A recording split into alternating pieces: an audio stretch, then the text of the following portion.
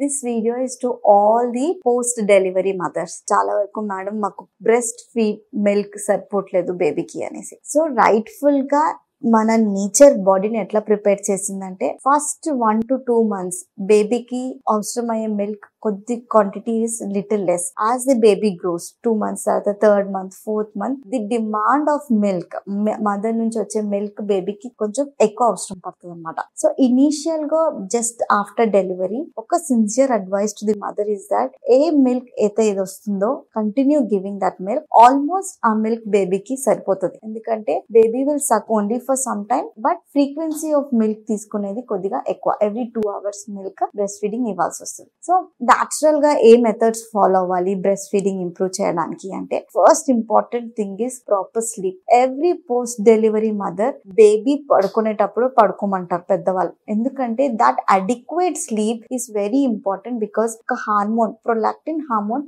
Increases during that period అనమాట. ఆ stress అనేది ఇవ్వకపోయినప్పుడు flow for the milk is also good. Adequate sleep.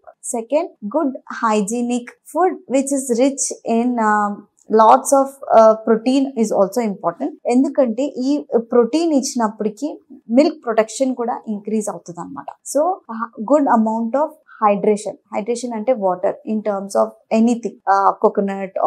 Coconut water తాగొద్దు అంటారు. It's nothing like that. You can take coconut water, you can take eggs, you can take milk, you can take water. ఇవన్నిట్లో dilution of milk వల్ల baby production of milk కూడా కొంచెం increase అవుతుంది. And last comes certain medications చాలా available ఉన్నాయి. Natural pharma medications ఉన్నాయి, also ayurvedic medications కూడా available ఉన్నాయి అన్నమాట. వీటితో కొద్ది వరకు ఇంప్రూవ్మెంట్ ఉండొచ్చు.